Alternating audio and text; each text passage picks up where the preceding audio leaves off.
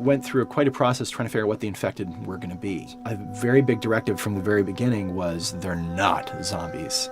The early inception for it really came from a BBC video we saw called Planet Earth, where they were talking about a cordyceps fungus. As soon as we saw it, we were intrigued by the idea of what if it jumped to humans?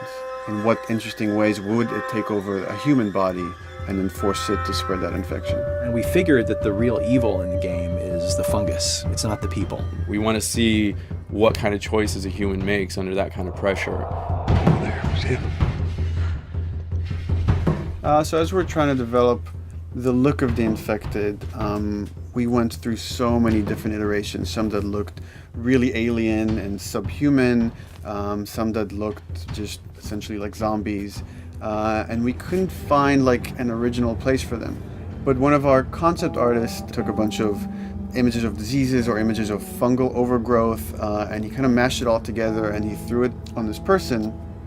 It was definitely very challenging to try to convert that 2D concept into 3D, getting kind of the feeling right from all different angles. This isn't some decaying corpse on the ground. This is a living thing that's going to be coming after you in the world.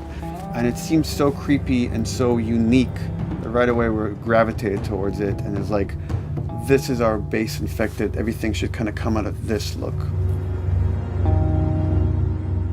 They use a form of echolocation to track down their enemies. Just like bats or even some blind people can see by making a clicking sound.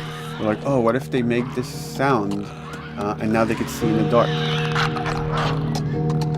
A sound that on its own wouldn't be very scary. And then to associate it with something that people in this world are very fearful of, so that as you're exploring an environment, all of a sudden you hear this click and you're seeing everybody just get frightened, just everybody duck, everybody hushes.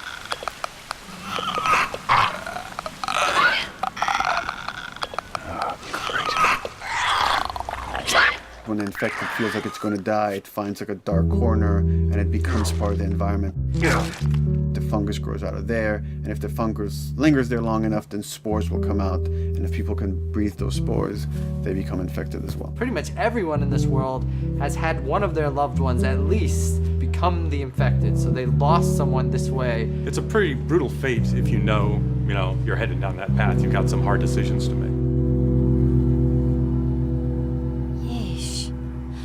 We actually made it. It's called luck. And it's gonna run out.